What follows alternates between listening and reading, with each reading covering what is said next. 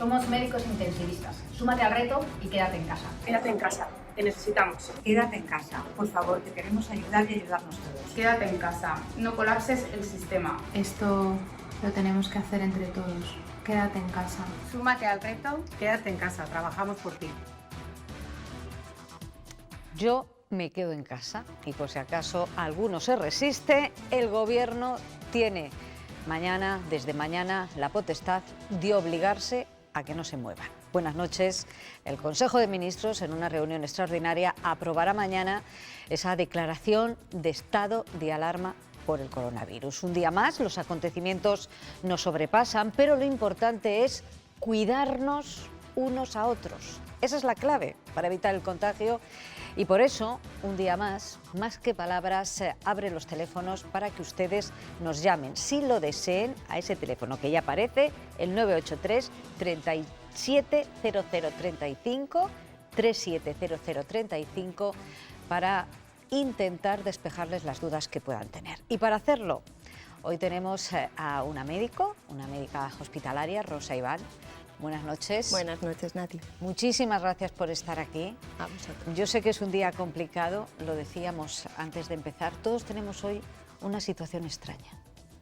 Hoy estamos todos con algo, como incertidumbre. Yo creo que es algo nuevo para todos. Esto nos crea a todos una pequeña angustia, pero que hay que controlar. No hay que crear histerismos, no hay que tener caos. Hay que estar prudentes, sensatos y responsables. Lo que acabáis de decir. El cine nos ha entretenido mucho, pero también nos ha creado muchos mitos en la cabeza. A todos se nos vienen a la imaginación una y otra vez esas películas de distopías en las que el mundo se acaba por un pequeño contagio. La situación no es esta, ni muchísimo menos. No. Hay que estar tranquilos. Prudentes. Yo creo que ya lo de tranquilidad yo creo que no tenemos. Hay que estar prudentes, serenos, para poder seguir las recomendaciones y poder estar haciendo lo que nos piden. Me encanta con lo que habéis empezado, estar en casa es lo fundamental. Yo me quedo en casa, es algo que tenemos que hacer para conseguir que esto pare. Tenemos ya la primera llamada. Perfecto. A ver. Carmen, desde Palencia. Carmen, buenas noches. Buenas noches. ¿Qué duda tiene usted? Buenas noches. ¿Por qué esa razón de quedarnos en casa así tajantemente? ¿Qué razones hay? Si el virus está por todos los sitios. Está por el aire, está por todos los sitios. Muchas gracias por llamar. Se lo aclara perfectamente eso de que está en el aire. Muchas gracias. Rosa. Buenas noches, Carmen. No está en el aire. Se transmite por las secreciones respiratorias de las personas enfermas. Entonces pasa por la saliva o por lo que pueda escupir alguien que tose, alguien que tenga esa enfermedad. Pero no se queda en el aire. Se puede apoyar, por eso hay que limpiar. Y se transmite por las manos de un paciente a otro, pero no está en el aire para que todos lo vayamos a inhalar. ¿Lo entendemos, Carmen, o alguna duda? Yo creo que Carmen ha colgado. Lo que tenemos que dejar claro es que cuando se tose está en la saliva. Está en las secreciones respiratorias. Entonces sale en el fluido al toser, al estornudar, al manejar las manos. Cuando yo toso y pongo la mano, ya lo puedo transmitir. Por eso se están las recomendaciones de no toser hacia la gente y toser en nuestro codo para no manejarnos con las manos. Si esa persona no la pasa, toco donde ha escupido, yo me lo transmito a mí, pero no está en el aire. Preguntaba, ¿por qué se tiene que quedar en casa? Para que no haya esa transmisión. Cuando yo hablo con alguien más cerca, porque normalmente la gente hablamos más cerca, ahora hay que evitar estar muy cerca, alguien que aún todavía no sepa que tenga la enfermedad o que tenga pocos síntomas y lo pueda estar comenzando, va a toser, va a estornudar y lo vamos a transmitir. Si cada uno está en su casa, no se va a transmitir entre todos. Otra ciudadana que quiere saber. María Ángeles Valladolid, buenas noches. Hola, buenas noches. ¿Cuál es su duda? Pues mire, mi duda es que hoy concretamente cuando me he ido a incorporar al trabajo no nos han dejado entrar. Una de las compañeras, por lo visto, ha dado positivo y bueno, simplemente quería saber las medidas, si es conveniente que nos realicemos alguna prueba. Esa es básicamente mi consulta. Muchas gracias. Gracias a usted. Gracias. Bueno, la consulta hay que realizarla a epidemiología. Hay que conocer el caso de cada uno de ellos. Si esa persona realmente es un caso, es una sospecha, si es positivo, si es negativo, y el contacto que haya podido tener con las personas con las que trabaja. Entonces, así en general, lo que hay que consultar con el epidemiólogo y en el teléfono que tenemos de ayuda al coronavirus en Castilla y León, que es el 900-222-000, es proponer con más datos lo que ha sucedido ahí. Más llamadas. Vale. Carmen, Palencia, otra Carmen. Buenas noches. Hola, buenas noches. ¿Qué duda tiene? Pues mi duda es que me preocupa un poco porque yo sé que ha habido un caso en Fasa Renault Valladolid, se han mandado a esas 20 personas a casa, Palencia tiene 1.500 personas por turno y se va a cerrar 2 días. Entonces me preocupa si nos están cerrando sitios con aforos limitados y aquí trabajan 1.500 personas por turno. En Villamuriel se ha dado el primer caso en Palencia, las familias de Villamuriel, muchas trabajan en Fasa Renault, son 1.500 personas por turno, codo a codo, sitios cerrados. No lo sé, o sea, ¿hay alguna medida de prevención que podamos hacer? Porque dentro de 2 días vuelve todo el mundo a trabajar y a mí esto me preocupa. Son mucha gente bajo un mismo techo, ¿no? Efectivamente, Rosa, esa pregunta se va a estar repitiendo. Yo creo, muchas gracias, Carmen, que es una pregunta que se va a repetir porque hay centros de trabajo muy grandes y si da un positivo o alguien está, ¿qué se hace? ¿Se les manda a casa? ¿Qué habría que hacer? Yo no sé si haya dado positivo en donde trabajan o el miedo es que alguien de otra empresa, no he entendido muy bien cuál es el caso. Lo que se está recomendando es que haya distancia a la hora de trabajar, lo que hemos hablado de 2 meses, de 2 metros. 2 metros. De 2 metros, para que no haya esa cercanía de la saliva o del estornudar. Pero sobre todo las recomendaciones en cualquier puesto de trabajo, sean muchos, sean pocos, es lavarse las manos, es no tocarse la cara una vez que manipulamos. Son esas recomendaciones básicas las que van a limitar. Y desde luego confiar en el sistema que tenga cada empresa. Esa empresa como Renault tiene su salud laboral, tienen sus médicos que tomarán las recomendaciones que diga Sanidad para seguir trabajando.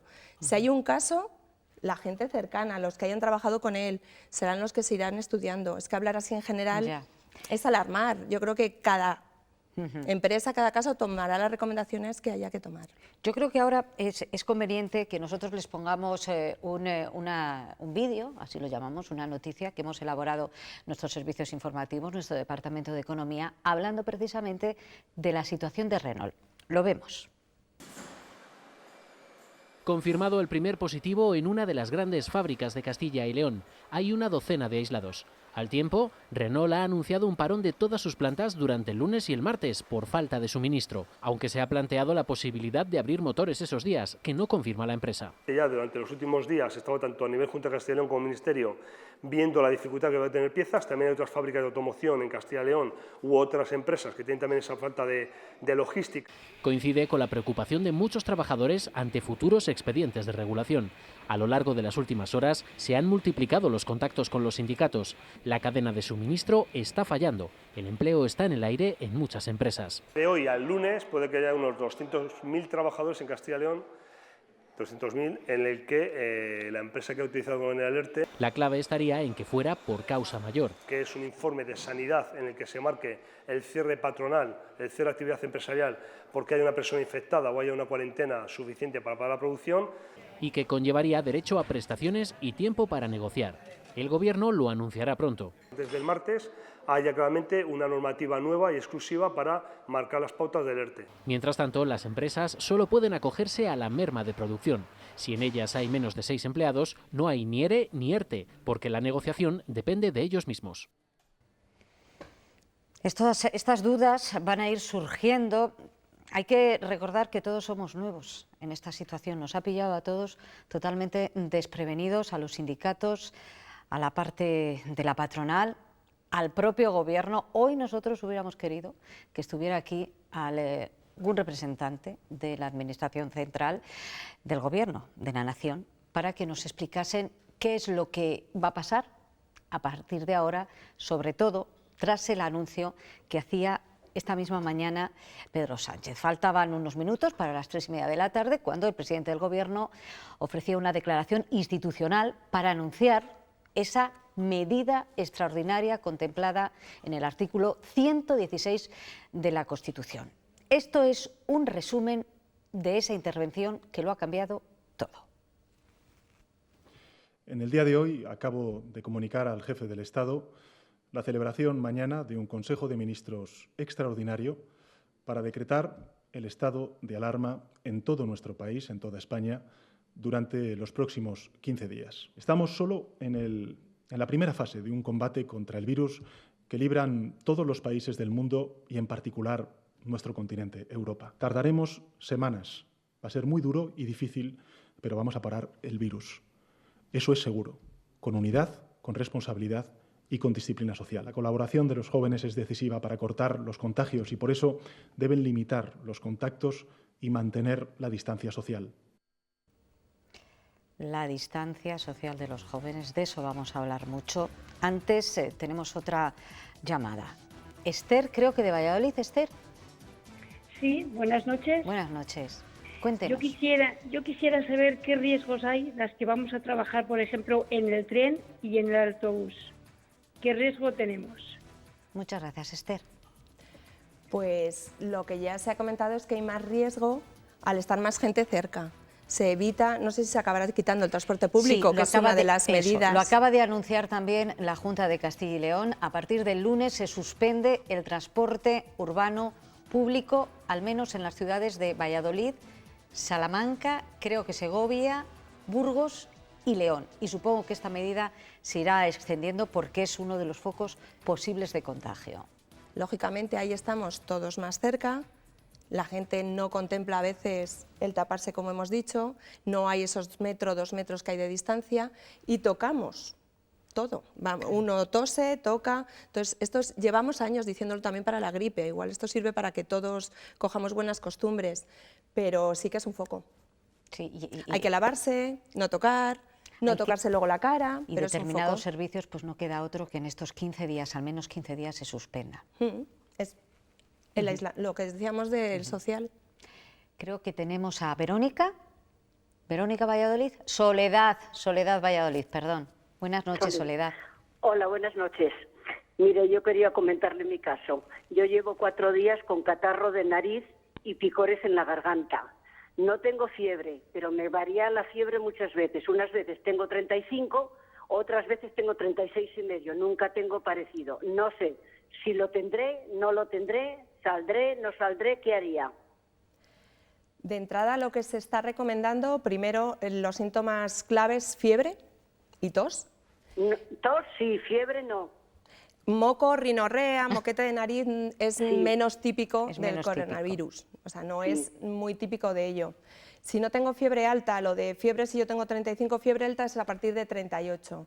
No he tenido contacto con nadie que sea positivo, de entrada no debería por qué ser, hay que comentarlo, pero llamando por teléfono a ese teléfono, de entrada no aparece. Si no ha tenido contacto directo con nadie que sea positivo, que yo sepa, no. Pues en teoría no debería ser. Y son síntomas leves, mantenerse en casa, aislado y consultarlo por teléfono. Y sobre todo llamar a ese teléfono. Lo único que me preocupaba era el cambio de fiebre, que unas veces tenía una temperatura y otras veces otra. No, eso es cambio de temperatura, no es cambio de fiebre. Fiebre es a partir de 38. Ah, vale. Gracias. Nada, tranquila. hasta luego. Gracias, adiós. Tranquila, muchas gracias por llamar. Seguimos teniendo más llamadas. A ver si mis compañeros me... Jesús de Valladolid. Jesús, buenas noches. Hola, buenas noches. Buenas noches. ¿Qué duda tiene usted? Buenas noches. Mire, yo quería preguntar a la doctora si tanto insisten en que nos quedemos en casa, ¿qué diferencia hay entre quedarse en casa y marchar a dar un paseo por un parque o por el Pinar? No sé, ¿qué tipo de diferencia encontramos ahí? ¿Qué pasa? A ver, lo de quedarse... No voy a encontrarme con nadie, o sea, no voy a estar donde haya aglomeraciones ni gente. Quedarse en casa es la expresión de que estemos aislados sin contarnos con más gente. De entrada, ahora mismo, con las medidas que se están tomando, no había peligro en salir uno solo o con la persona con la que se convive, en familia, dar un paseo y si me encuentro con alguien con distancia, pasear. Hay sitios donde ya están prohibiendo también salir porque la gente no está cumpliendo eso. Sale, se junta y acaban haciendo cosas sociales juntos que no deberían acumular. Pero quizás... Pero ahora de momento sí se puede salir. Lo que el señor quiere saber, porque es una duda que tenemos todos, también incluso madres con niños, tú tienes, vives en un pueblo, claro, vives en un pueblo o un señor que sabe que se va a ir a dar un paseo por el Pinar, como comentaba este señor, va a estar solo, una madre con el niño, le deja correr un poco y vuelve. ¿Hay algún riesgo por eso? Eso no. Eso no tiene ningún riesgo, claro, tampoco si no vamos vamos a un sitio de juegos con Eso. más niños, o sea, si estamos solos en un sitio donde no esté más gente o haya pasado más gente en ese momento. El caso es estar solos, en un sitio abierto. Es estar aislados, por eso es que hay que quedarme en casa. Quedarse en casa. Pero podemos salir, dar un paseo. De momento, en Italia también se está cortando esto, o en sitios donde está muy... El que no salga, porque nadie se puede fiar que esa persona no se junte con otra. Claro. Entonces, si somos serios y sensatos, se puede salir de momento, caminar, pasear, pero hay que cumplir con eso. Somos muy desobedientes. No nos estamos creyendo. No nos lo creemos. Que realmente, para parar esto, entre todos lo tenemos que hacer. María Ángeles, Valladolid, buenas noches. Buenas noches.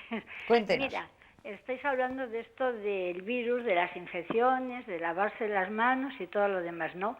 Entonces yo llevo ya tiempo, digo, a ver si sanidad y todo esto, tanto con la limpieza como se habla y desinfecciones, lo del pan es una de las cosas que veo fatal. Yo voy a la panadería, voy a comprar pan, están cogiendo el dinero con las manos sin guantes y si no me cogen el pan. Es una de las cosas que ni se puede lavar, ni se puede freír, ni nada. Entonces yo pienso que deberían de exigir pues que venga envasado todo el pan o otras, a ver, que es que estáis hablando mucho de limpieza, mucho de higiene, pero yo eso lo veo una cosa que se debería de tomar muy en serio, el pan que venga envasado para que nadie lo toque, ni incluso la que lo está despachando, porque lo mismo te coge unas patatas, que te coge el pan, que te coge con el dinero, y yo eso lo veo pues fatal, que quiere que la diga. Muchas gracias. Muchas gracias, María Ángeles. Y yo Todos creo que la médico también lo ve mal. No, son prácticas. Comentábamos antes también muchas veces la manía de estar con guantes para evitar transmisión, pero lo que hago es, si con lo mismo cojo el dinero, cojo la alimentación o me toco la cara, me transmito igual. Yo me mantendré limpia, pero no evito transmisión de virus o de otras enfermedades. Exigir, claro, también estos son mensajes para el usuario, pero los usuarios también somos personal que podemos estar trabajando nosotros aquí, la persona que nos maquilla, si usted tiene una tienda, se atiende, pues a todos ellos es la misma recomendación. Si usted no quiere que le sirvan, que le den un pan con la mano, no lo haga. Es un papel, se coge el papel, nos lo entregan y ya están. Más llamadas. Fernando, desde Palencia. Buenas noches, Fernando. Hola, buenas noches. Hola, ¿qué duda tiene? Pues mira, mi consulta es sencilla y a la vez para mí muy complicada, claro. Tengo un familiar diagnosticado con VIH, con tratamiento retroviral desde hace 10 meses y con una carga en las últimas analíticas bastante aceptable, incluso no patológica ya. Quisiera saber qué grado de incremento y de posibilidad tiene él respecto a una persona, entiéndame por normal, entre comillas, o que no esté afectada por esta patología previa de base. Gracias, Fernando. A ver, su enfermedad, si está controlada con los tratamientos, es muy parecida. Él no está, pero siempre son personas más delicadas y que contemplamos en el conjunto de los inmunodeprimidos, pero si realmente su carga viral ya es baja y está en tratamiento, el riesgo es muy parecido a una persona, como estás diciendo, más sana, no normal, más sana.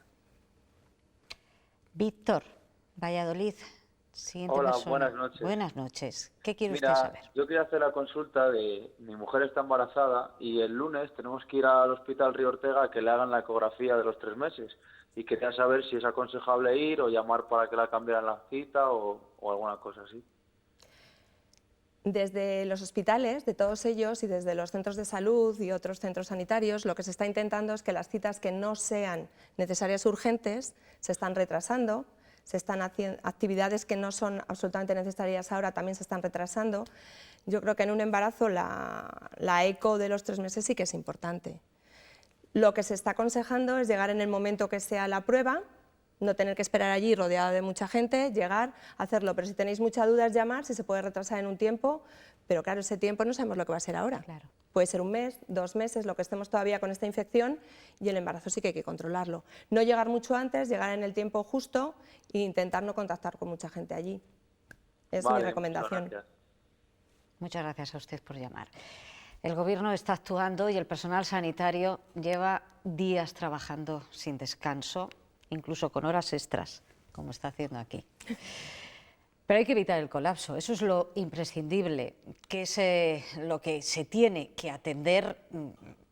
Aparte del coronavirus hay otras enfermedades, nos puede entrar una apendicitis que hay que operar, una mujer que da luz, una situación, una persona que entra en coma por su propia patología que ella tiene, y para evitar precisamente eso es por lo que se están tomando todas estas medidas. Hoy la consejera de Sanidad, Verónica Casado, en una rueda de prensa también posterior a un Consejo de Gobierno extraordinario, decía que se van a habilitar todas las capacidades que tiene a su mano la Consejería de Sanidad. Se habla de echar mano de la sanidad privada, de los hospitales, pero también de poner en marcha hospitales prefabricados. Estamos ahora en el nivel 1, cuando en el nivel 2 habilitaremos determinadas zonas, y en el nivel 3 es cuando ya estamos trabajando para habilitar tanto los hospitales que tenemos vacíos, como el Divino Valles, como puede ser el Río Ortega y otros espacios, pero incluso hasta otras situaciones como puede ser montar prefabricados para poder abordar si el tema se desborda. Pero yo quiero que no lleguemos a esa situación. Todos queremos no llegar a esa situación, pero hay medios, al menos instalaciones. Otra cosa es que haya el sistema necesario, los respiradores, por ejemplo. Pero por eso estamos insistiendo en lo que se oye también en las redes, en lo de aplanar la curva. Lo que no podemos, el colapso de la sanidad llegará si todo llega a la vez. Por eso insistir en quedarse en casa. Lo de quedarse en casa es porque si se transmite más lento entre las personas, lo que decía ella de que el virus ya está aquí en el aire. No, el virus está, no en el aire, pero está ya en ciertas personas. Si esas personas se aíslan y pasan la enfermedad, si contactar con más, irá más despacito. Si conseguimos que en vez de llegarnos todos a la vez, lleguen poco a poco al hospital, les atenderemos mucho mejor y en mejores condiciones. Tendremos los medios para todos. Los medios sabemos que son limitados, no ilimitados, pero lo hemos sabido toda la vida. Es limitado. Si llegamos a ese límite es cuando tendremos problemas, que es lo que ha pasado en Italia. No hay respiradores para todos si todos a la vez se ponen malos. El otro día ponían un ejemplo que es muy gráfico. Si nosotros recibimos 100 a la vez, no es lo mismo que 10 cada día 10 días, y son 100 casos. Pero no es lo mismo que entren a la vez en un hospital a que lleguen poquito a poquito. Les podemos atender con mejores medios y, como has dicho, seguirá habiendo ACVs, infartos y pacientes que necesitan nuestra ayuda, no solo el coronavirus. No dejan de estar enfermos otros. Claro, efectivamente. Que ya es fiebre, tos principalmente, y lo que llaman disnea, que es falta de aire, el que como que no puedo respirar. Son los típicos. Son los tres: fiebre alta, tos seca. Tos seca. Tos seca, no con moco, es más tos seca. Y falta de aire, sensación de que me ahogo. Esa es lo que está ahora. ¿Fiebre alta? ¿Qué es fiebre alta? Más de 38. Más de 38 ya se considera alta. Tos seca. Fiebre es más de 38. Fiebre es más tos seca y la falta de aire, que muchos lo dicen y otros no lo dicen. Es la sensación de que no me entra el aire, lo que llamamos disnea, los médicos. Disnea. María nos llama desde León. Buenas noches. Buenas noches. Buenas Yo noches.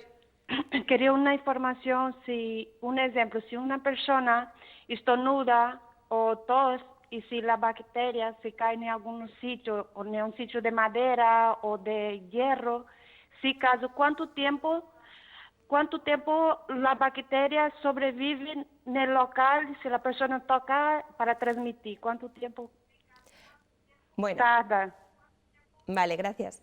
Es un virus, que bueno, nos hemos confundido, pero es un virus, no es una bacteria, es diferente. Ahora se lo explicas, diferencia virus-bacteria, algo así, simple. El virus no tiene tratamiento antibiótico y la bacteria sí que tiene tratamiento antibiótico. Con eso yo creo que ya es fundamental la diferencia. El virus, hay estudios hasta ahora, como saben, lleva pocos años, lleva muy pocos meses en los que haya podido estudiarse. El virus parece que aguanta 2 o 3 horas encima de las superficies ¿Qué hay que hacer si alguien tose sabiendo que tiene o en zonas donde desconocemos? Es desinfectar. Alcohol, cualquier desinfectante, de vez en cuando limpiarlo, que es lo que se ha pedido en Italia y en otros países en los transportes públicos, que cada 2 o 3 horas o cada turno se fuera limpiando todas las superficies donde pueda haber gente que tosa o estornuda. ¿Con alcohol vale? Sí, es suficiente. Alcohol del 70-90 nos vale. Van pasando los minutos, nosotros nos vamos a hacer, si te parece, porque Sí, ya porfa. llevamos Ya tanto llevamos un tiempo aquí, ratico. tenemos confianza, un pequeño descanso y volvemos a continuación.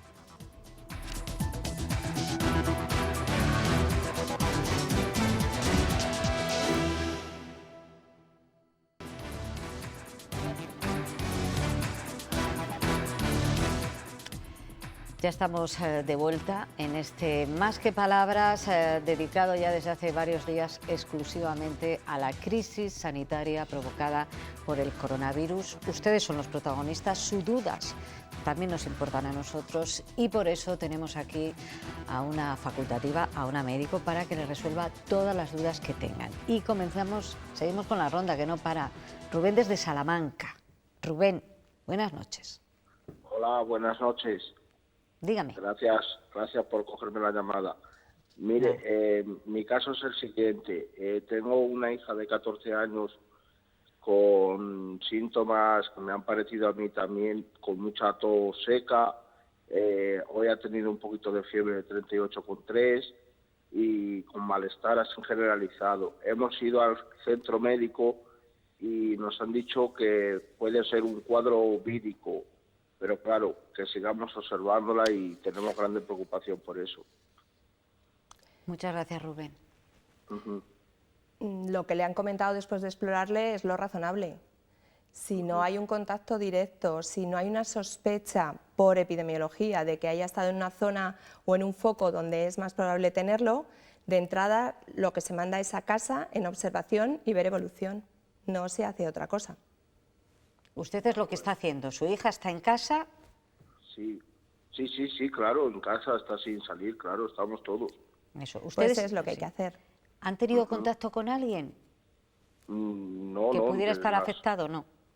No, claro. No, solamente hemos ido al centro de salud que está a la puerta de casi de Picasa y hemos vuelto para acá, o sea...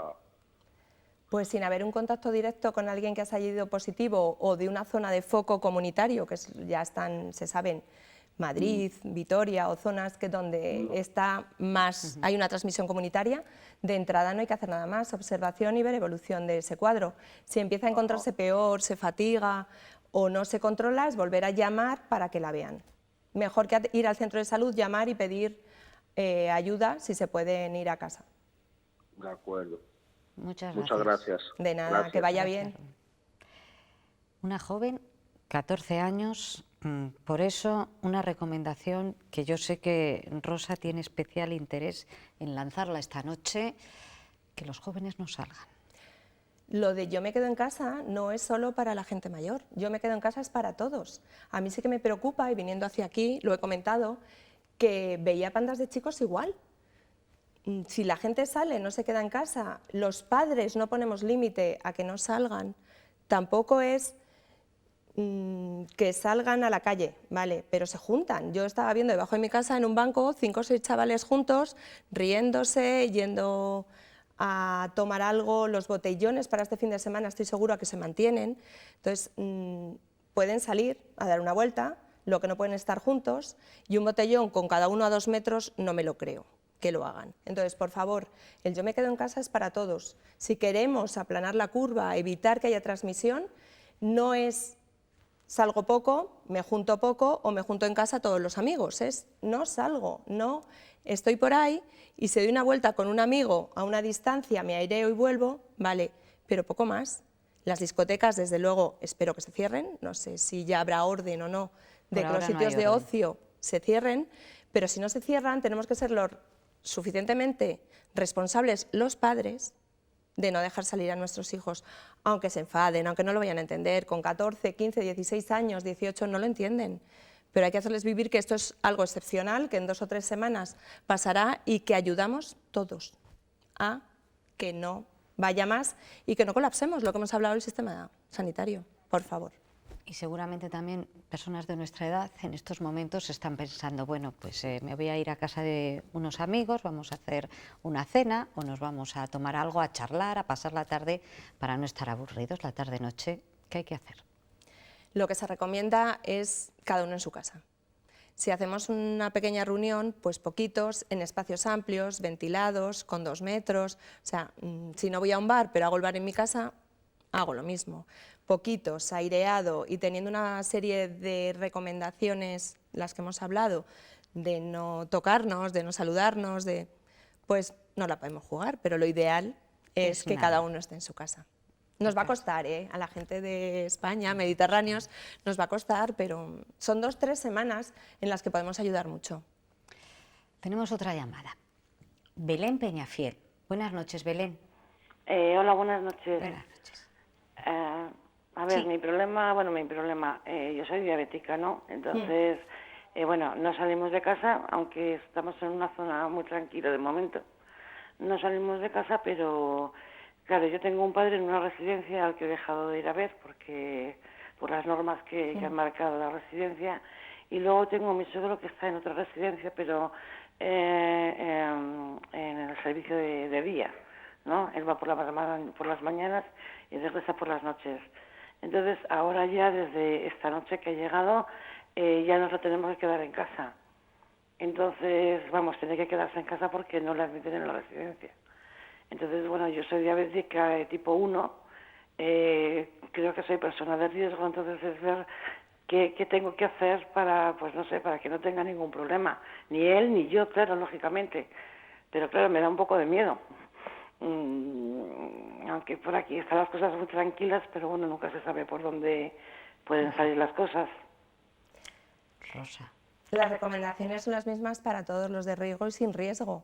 Para no cojamos esta enfermedad es evitar contactar con la menor gente posible, estar un poco aislados, sobre todo siendo de riesgo. A la gente mayor, a nuestros padres les estamos recomendando que se hagan lo mínimo, indispensable, a comprar, contactando lo menos posible, y el lavado de manos. Cuando yo salgo a la calle, en cuanto vuelvo, me lavo las manos, salir lo justito indispensable, no viajar.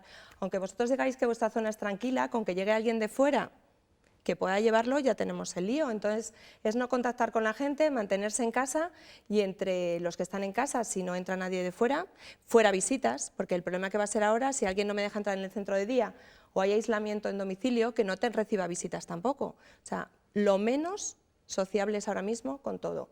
Las recomendaciones son la misma para gente con factores de riesgo o sin factores de riesgo. El cuidar, el lavado, el cuidar no tocarse la mano y el toser. No hay más recomendaciones. Hay que decir que el anciano no es que transmita más la enfermedad, es que la padecen más. Claro, es que hay que evitar que le llegue a ellos, porque son... a ellos. Y ella, como bien decía, al ser diabética, es uno de los factores de riesgos que se ha estudiado. La gente mayor o con factores de riesgo cardiovasculares, hipertensos, diabéticos, son más riesgo, pero las mismas medidas son para todos. Antonio, desde Valladolid, buenas noches. Hola, buenas noches. Mi pregunta es la siguiente. Se está hablando mucho que los que se mueren, los que se están falleciendo por esta enfermedad son mayores de 70, 80 años, o sea, gente mayor. Yo quisiera saber si algún joven puede llegar a morir de esta enfermedad, algún joven que no tenga patologías de nada. Pues lo que conocemos hasta ahora es lo que nos ha transmitido China y lo que estamos viendo en Italia. La mayoría de los fallecimientos es gente mayor con factores de riesgo. Claro, la gente mayor tiene más factores de riesgo, pero sí que hay gente grave, joven también, por neumonías atípicas que acaban intubados y que de momento no sé si hay, no con las cifras, si hay fallecimiento en gente joven, pero lo más habitual es gente mayor con factores de riesgo, pero también están cayendo muy malitos gente joven sin factores de riesgo. No se sabe muy bien cómo está funcionando el virus, es un virus nuevo y es lo que iremos viendo a lo largo de estas semanas. Por eso evitar todos las mismas medidas. Otra llamada. Carmen de Valladolid, buenas noches. Hola, buenas noches. Díganos. Yo quería hacerle una pregunta, por favor. De acuerdo, estamos totalmente de acuerdo con las medidas a tomar, pero yo pregunto una cosa. Mis hijos trabajan concretamente aquí en Valladolid en una fábrica de vehículos el lunes y martes no van a trabajar, pero el resto de la semana sí. Entonces, tantas personas trabajando en una empresa, ¿cómo no cierran? Yo desconozco qué se está haciendo en esa empresa. Esa empresa tomará las medidas adecuadas y las recomendaciones, por su bien también y por el de todos, para que se haga lo correcto. Habrá distancia de seguridad, habrá medidas de limpieza, habrá medidas... Eso, yo creo que hay que confiar de verdad en lo que haga cada empresa, porque cada empresa tiene su sistema sanitario recomendando todo esto. En una empresa que se trabaja en cadena, pues me imagino que el contagio es seguro, vamos. No, si no se tose y se toca, o sea, yo creo que tienen que tomar las medidas para que haya lo que se está recomendando desde los sistemas sanitarios, y para eso está la salud laboral, el sistema de prevención de riesgos laborales de cada empresa. Yo estoy segura, esto nos ha pillado a todos muy de sorpresa, y todas las empresas, la mía, la primera también, ha tenido que poner en marcha, en el camino, medidas, y se van a empezar a aplicar desde ya. Y supongo que en esta empresa, y sobre todo grandes empresas, como son las empresas automovilísticas, es donde más medidas se van a poner en marcha. No lo sabemos nadie todavía, al menos a nosotros no nos ha llegado, pero supongo que los trabajadores serán los primeros en saberlo desde ya. Y lo que comentabas, no les interesa a ellos tampoco. Bueno, no nos interesa a nadie. A ninguno, a todos. Esto es una cosa de todos. Si alguien cae enfermo, todos los de alrededor tienen un riesgo. Entonces, a todos nos interesa estar bien y no estar a la vez enfermos. Y a esa empresa estoy segura que también. Otra llamada más, y yo creo que ya va a ser la última de esta noche. Creo que es Pedro. Pedro, buenas noches. Hola, buenas noches. Buenas noches. Mire, yo soy un paciente oncológico y el próximo día 17, creo que es el martes, tengo analítica, y para llevársela el día 28 a mi oncólogo. ¿Puedo ir al hospital a hacer la analítica para que la tenga disponible el día 28 mi oncólogo? Pues si tiene dudas, yo creo que debería hablar con el oncólogo o con el contacto que tengan. Si le han mandado antes de todo esto la analítica, yo no sé si está pendiente de quimioterapia, si ahora mismo está activo con una quimioterapia, está recibiendo tratamiento. Estoy recibiendo inmunoterapia. Vale, o sea que sí que es una persona ahora mismo en tratamiento activo y con las defensas bajas. Consulte con el oncólogo si la referencia es, si yo voy a hacer mi analítica y no me cruzo con nadie, aunque yo me ponga la mascarilla, igual tiene miedo, pero yo creo que hay que hacer el seguimiento de su enfermedad por igual. Tampoco podemos dejar que se complique su enfermedad por el miedo a poderme coger. Si hago las recomendaciones que me dicen, no toco a nadie, voy, me hago la analítica, pero si tiene duda, consulte con el oncólogo. Yo creo que no habría ningún problema en ir a hacerlo sin contactar con nadie más. O al centro de salud. Igual se lo puede hacer en el centro de salud. Muchísimas gracias por habernos llamado. Gracias a usted. Gracias, muchas gracias. Rosa, nos has pasado aquí una consulta que no tiene precio, ¿eh? Servicio público, servicio ciudadano. Muchísimas gracias por haber estado aquí esta noche. Es el deber de los facultativos y también el deber nuestro es informarles a ustedes para que sepan cuanto más puedan saber, mejor. Un mensaje último. Bueno, muchas gracias por haberme invitado. Creo que es fundamental que estemos todos a una. Estoy segura, y además respondo por el sistema sanitario, todos, médicos, técnicos, enfermeras, celadores, auxiliares, todos los que estamos trabajando, vamos a dar lo mejor de nosotros, estoy convencida, vamos a ser un equipazo, pero sin toda la población apoyándonos va a ser imposible. Entonces, nosotros daremos lo mejor, pero todos tienen que ser responsables, tienen que hacer lo que se les recomienda, seguir, estar al día, porque las recomendaciones de cuidados van a ser las mismas, pero recomendaciones de cosas de hacer a lo mejor cambian, estar al día, no creerse bulos, no caos, no histerismos, sino precaución, sensatez y escuchar. Serenidad, mucha serenidad, por favor. Es lo que hay, es lo que nos toca y hay que estar serenos. Todo pasa. Pasará. Todo pasa, todo pasa. Y nosotros ahora les vamos a dejar con una entrevista. Hoy era un día especial para el invitado de esta noche. Les hablamos de Ricardo Blázquez, que es arzobispo de la diócesis de Valladolid y hasta hace unos días presidente de la Conferencia Episcopal. Acabamos de conocer que se suspenden las procesiones de la Semana Santa. De este tema, de cómo afronta las diócesis los actos religiosos, nos va a hablar Ricardo Blázquez a continuación. Muchísimas gracias. Les dejamos con esa entrevista.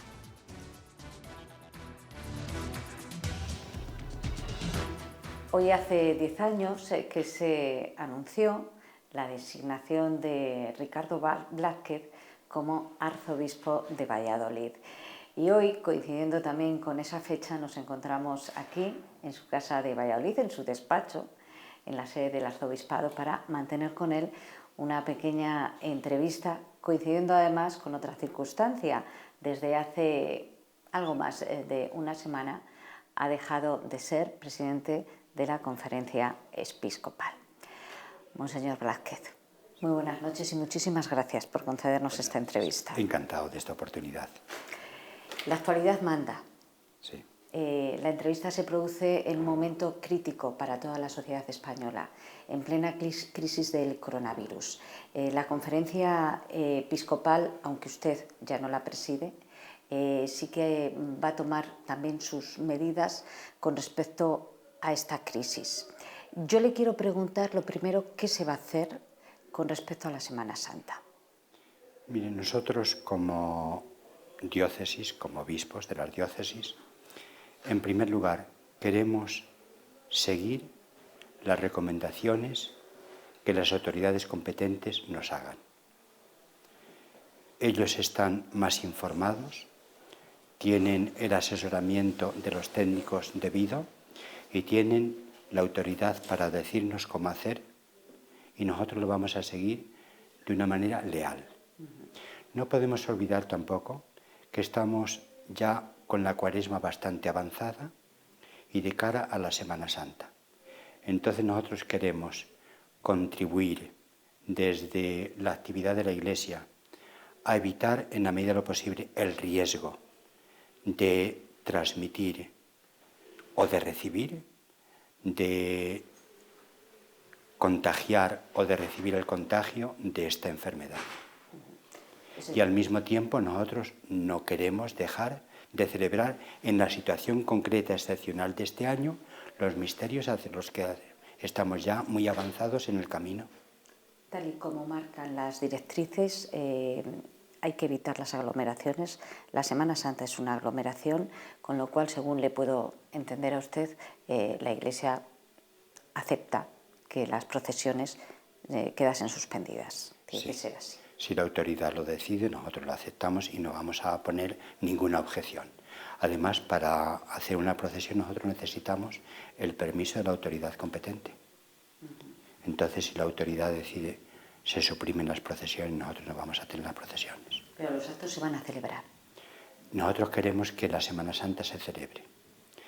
Se nos está recomendando que nos salgamos en la medida de lo posible de casa. Se puede celebrar también la Semana Santa a través de los medios de comunicación social, en familia. Si van a estar los papás con sus hijos y eventualmente también con los abuelos, que sigan las celebraciones a través de la televisión, de la radio, de los medios que quieran oportuno. Nosotros lo recomendamos. Ustedes, la Iglesia, no van a cerrar los templos. Nosotros en Valladolid no pensamos cerrar los templos. Claro, depende de situaciones concretas. No pensamos. Si la autoridad nos lo manda, lo haríamos, pero nosotros espontáneamente no los cerraríamos. En primer lugar, porque perfectamente nuestros templos cumplen las condiciones y las recomendaciones que la autoridad competente, la consejería, nos dice. Si se contempla suspender las catequesis. Eso sí. Eso nosotros hemos decidido que se suspenda la catequesis, también en comparación con el cierre de los colegios escolares. Si se cierran los colegios, nosotros también suprimimos las catequesis en las parroquias, lo cual no quiere decir que no pueden tener la catequesis con los instrumentos adecuados en la familia. Uno de los colectivos más vulnerables son los ancianos, son las personas mayores. que son quienes mayoritariamente también van a las iglesias. Se les recomienda no salir de casa, si tal, ante determinadas circunstancias, sobre todo si tienen algún tipo de patología. Haga un llamamiento desde aquí a las personas mayores que nos estén viendo. Sí. En primer lugar, expresarles mi respeto. Yo ya también soy una persona mayor. Entonces, casi como de coetáneo a coetáneo. Expresarles mi respeto. También mi gratitud por lo que vienen haciendo con su vida, con su ejemplaridad, con tanto en favor de todos. También la transmisión de la fe. Y entonces que las celebraciones del domingo, de los días singulares de la Semana Santa, las puedan seguir en la medida de lo posible por los medios de comunicación social.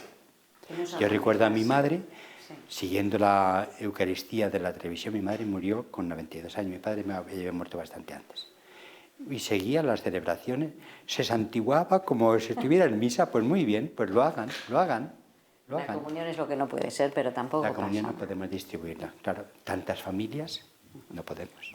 Me verá que estoy con el móvil porque, mire, le quiero hacer, nosotros en el espacio, en nuestro espacio, tenemos también un apartado especial a un compañero, que es José María Nieto, y él suele hacer intervenciones en el programa con respecto al tema que estamos abordando. Hoy sabe que estamos aquí y nos plantea una pregunta. Mire, yo se lo pongo para que usted lo vea.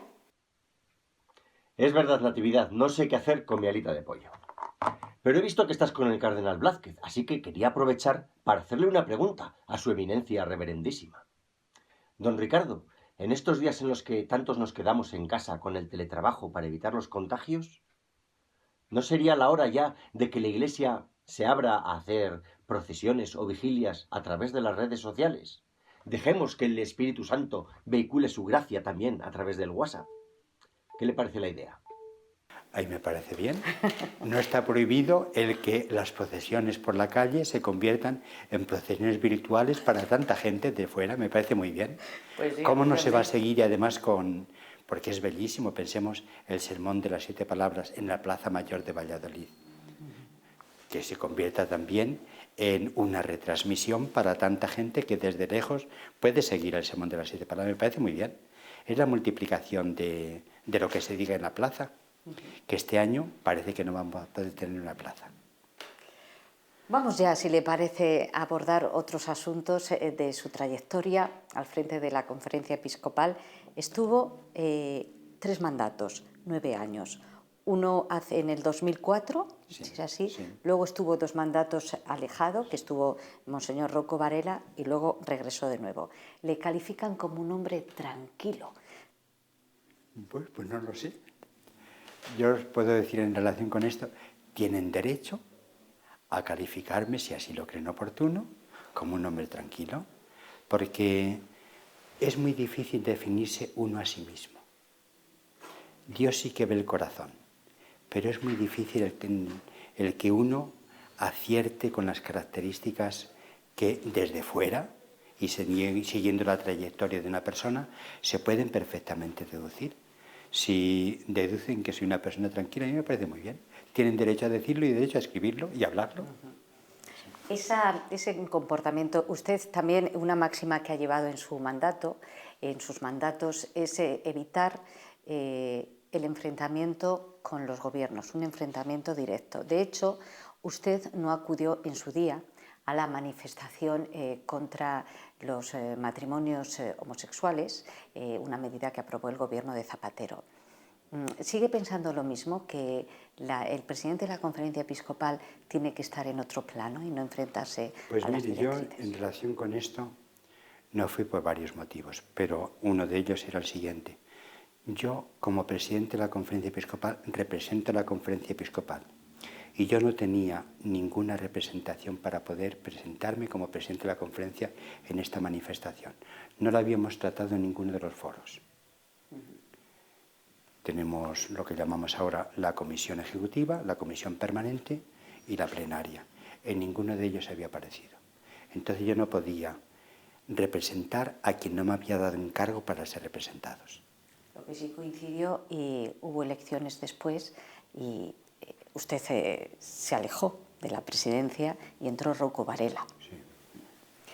Sí. Luego volvió Sí. Y cuando usted regresó, coincidió con el estallido de quizás el mayor escándalo que ha tenido que soportar la Iglesia Católica, los abusos a menores. Yo lo digo así, utilizo esas palabras porque también el propio Papa Francisco considera uno de los grandes pecados de la Iglesia. No sé si el haber tapado, pero sí que el haber obviado las denuncias de abusos sexuales. En relación con esta cuestión, yo creo, y no es tirar balones fuera. Mire, en el ámbito de la familia y en el ámbito de la sociedad y en el ámbito de la Iglesia, hemos cambiado todos de forma de reaccionar. Todos. Desde las familias a la Iglesia, desde la sociedad a la Iglesia. En relación con esta cuestión del abuso de menores y también de personas que se llaman vulnerables, especialmente vulnerables. Ciertamente ha habido una serie de acontecimientos que a todos nos han ayudado a comprender que debíamos cambiar la forma de reaccionar ante esta situación. Se puede comprender qué sufrimiento un niño podía tener después de haber padecido un abuso, pensemos por parte de un sacerdote, que ni siquiera tenía libertad para comunicarlo a sus padres. Es un infierno. Era evidente. Entonces, gracias a Dios hemos cambiado, todos, hemos cambiado todos, también las familias, porque para las familias si algo de este estilo trascendía a la vida social, lo consideraban como una especie de humillación y de desdoro. Entonces eso, como que fuera mejor mantenerlo secretito, que no trascendiera. En este sentido, yo creo que todos hemos cambiado de actitud y a mí me parece muy bien. Hay que defender a todos, y particularmente a los más frágiles. En este sentido fue excelente, se puede decir también esto en un sentido, el encuentro a que el Papa convocó en febrero del año pasado a los presidentes de conferencias episcopales y otros responsables, bien desde el conocimiento técnico, de la experiencia, etcétera, en este campo, que fue un encuentro realmente impresionante. Por ejemplo, había personas que habían padecido abuso hacía tiempo y ante todos se atrevieron a contar cuál había sido su experiencia de durísima. Entonces estábamos, por una parte, con una solidaridad profunda con lo que estaba diciendo, con la persona que la había sufrido, con el sufrimiento que todos teníamos porque no habíamos respondido adecuadamente como teníamos que haber respondido. Fue un acontecimiento singular por las intervenciones que hubo de conocedores de la cuestión en todos los órdenes, por las reflexiones que entre todos fuimos haciendo y también por una reacción de carácter espiritual, porque había que pedir perdón a Dios y a las víctimas, porque no habíamos estado a la altura. Y no se trata de defendernos de la forma que sea. A veces, distinguiendo las etapas históricas, tendemos a exonerarnos de nuestra responsabilidad, no. Pues estuvo a la altura. Son palabras de compromiso también. Como compromiso siempre ha tenido la Iglesia y lo tiene, y el Papa Francisco insiste en el compromiso con los más necesitados. Es algo que se dice una y otra vez, además de forma activa y no solo teórica, sino también práctica. Mire, nosotros en el Evangelio aprendemos que hay que estar cerca de un grupo de personas que, comprendió esa palabra, el Evangelio enumera, que son los pequeños, los pobres, los enfermos, los que no cuentan. También en el Antiguo Testamento se habla de las viudas y de los huérfanos. Es decir, el Evangelio tiene una consonancia singular con la persona humillada. Estar cerca de los humillados, de los pobres. Es una especie como de test de autenticidad evangélica, el dar de comer al hambriento, el visitar a los enfermos, el estar cerca también de los encarcelados y de los inmigrantes y de los refugiados, que hay tantas formas de sufrimiento y de humillación en las personas. Queremos estar cerca. Jesús vino para los pecadores y los pobres. Seguimos avanzando, recordando sus etapas. Fue obispo de Palencia y luego se fue a Bilbao, un tal Blázquez. Así le catalogaron cuando llegó. Y de ser visto con unos ojos, luego fue visto con otros ojos, precisamente por quien se creía que usted iba a apoyar más. Usted tuvo también una actitud crítica por parte de determinados sectores que en su día pensaron que no era lo suficientemente contundente contra el terrorismo. Yo he desarrollado mi ministerio, ya estoy a punto, claro, para terminar, lo que podemos llamar en el cuadrante noroeste. Yo empecé en Ávila, seguí en Salamanca, en Santiago de Compostela estuve 4 años como obispo auxiliar, en Palencia 3, fueron pocos, en Bilbao 15 y aquí ya llevo 10. Y entonces yo he querido ejercer como obispo siempre, también en Bilbao, porque las situaciones pueden ser distintas. Entonces, es evidente, en aquellas diócesis existía una losa tremenda, que era el terrorismo. Ahí, en ese contexto de una sociedad humillada y que padecía los zarpazos del terrorismo, allí me tocó a mí ejercer durante varios años. Yo he celebrado los funerales por las víctimas, yo me he reunido con las víctimas, yo he celebrado la Eucaristía con las víctimas y siempre he dicho la palabra que yo creía que tenía que decir. Que era acertado o no, eso lo tienen que decir otros. Ciertamente yo no actué contra mi conciencia. Y yo no fui allí ni para aprender el euskera, ni para acumular digamos, lo que significa la riqueza de un patrimonio cultural y social y lingüístico como tiene Euskadi. Yo iba allí como obispo y con la ayuda de todos, gracias a Dios, bueno, pues pude cumplir. Que hagan la historia otros, tienen la libertad para hacerla. ¿Cómo ve a su sucesor? Pues no lo sé, porque eso el Papa es el que tiene la palabra. Yo no tengo palabra en este sentido. No sabe usted quién va a ser su sucesor aquí, pero yo le decía su sucesor en la conferencia episcopal. Me parece muy bien, sí, muy bien. Sí, don Juan José Omella, sí, es una gran persona.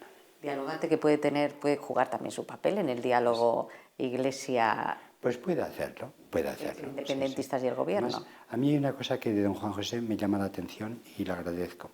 Tiene la capacidad, con una sonrisa y con una palabra, con una frase, de dramatizar situaciones.